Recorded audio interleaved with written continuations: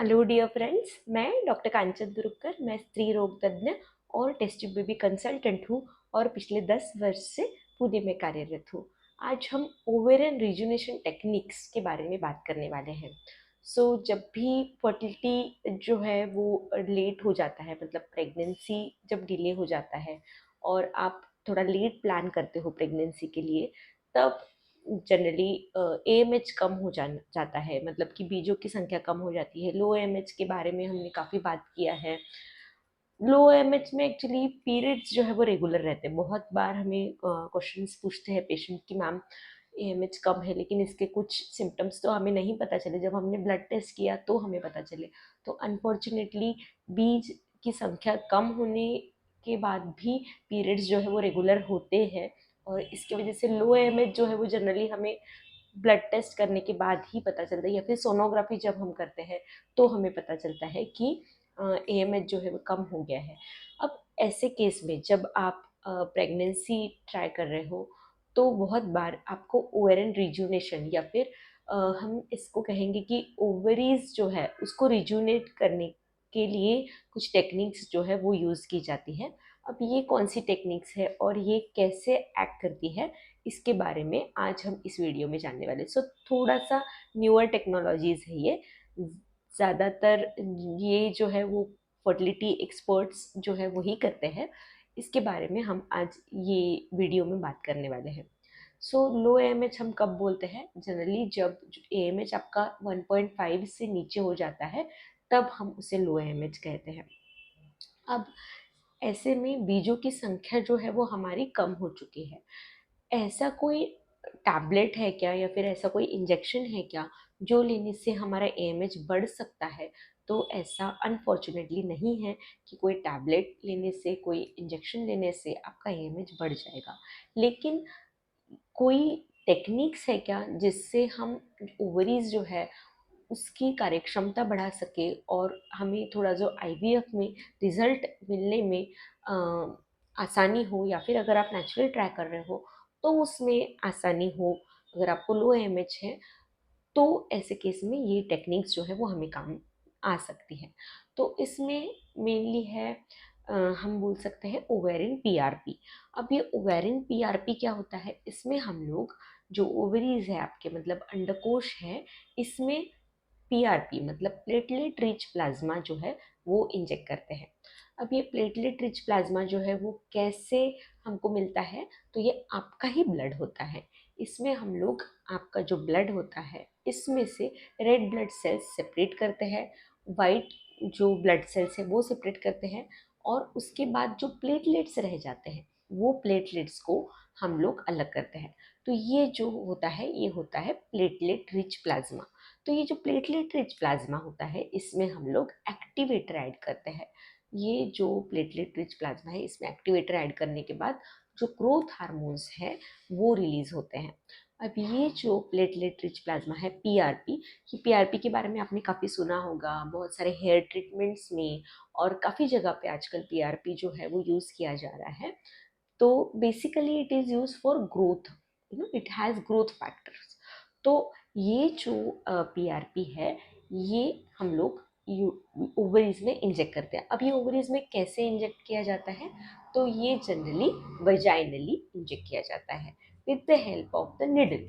Generally हम लोग जो ओवम पिकअप के लिए निडल्स यूज करते हैं सेम वही निडल्स हम लोग ओवेरियन पीआरपी के लिए यूज करते हैं, और इसके द्वारा हम लोग जो प्लेटलेट रिच प्लाज्मा है वो ओवरी में इंजेक्ट करते हैं। कभी कभी जब हमें ओवरीज बहुत ही छोटे हैं, मतलब कि ओवरी का साइज जब छोटा है, तो हम लोग लैप्रोस्कोपिकली मतलब कि दूरबीन की सहायता से भी ये ओवेरियन पीआरपी कर सकते हैं। तो बहुत सारी जगह पे लैप्रोस्कोपिकली भी ओवेरियन पीआरपी होता है, लेकिन ये लैप्रोस्कोपिकली जब होता है तो थोड़ा इन्वेजिव हो जाता है। थोड़ा सा ये हो जाता है कि पीआरपी जो है वो हमें पेट पे थोड़े टाँके लग जाते हैं जब लैप्रोस्कोपिकली होता है तो हम लोग वेजाइनली या लैप्रोस्कोपिकली ओवेरियन पीआरपी कर सकते हैं। इससे हमारी जो एग्स हैं वो रिजुनेट होते हैं, हमारी ओवरी जो है वो रिजुनेट होती है, कुछ ग्रोथ फैक्टर्स हमारे ओवरी में रिलीज होते हैं, जिससे हमारा ओवुलेशन प्रॉपरली होने में और ओवुलेशन होने के बाद कंसीव होने में मदद मिल सकती है। तो ये जो ओवेरियन पीआरपी है, ये एक ओवेरियन रिजुनेशन टेक्निक्स है। इसके अलावा ओटीआई मतलब कि ये भी टेक्निक होती है। सो ये अलग अलग ओवेरियन रिजुनेशन टेक्निक है। ओवेरियन स्टेम सेल थेरेपी भी होती है।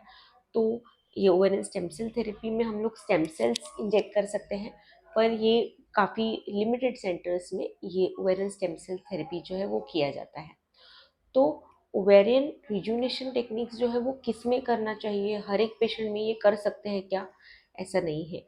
बहुत ही कम आपका एएमएच हो गया है, मतलब आपका एएमएच एकदम 0.05 से नीचे चला गया है, तो ऐसे केस में हम लोग नहीं कर सकते हैं। ऐसे केस में आपको डोनर एग्स का ही ऑप्शन जो है वो आपको ऑप्ट करना चाहिए। That will give you better success rate.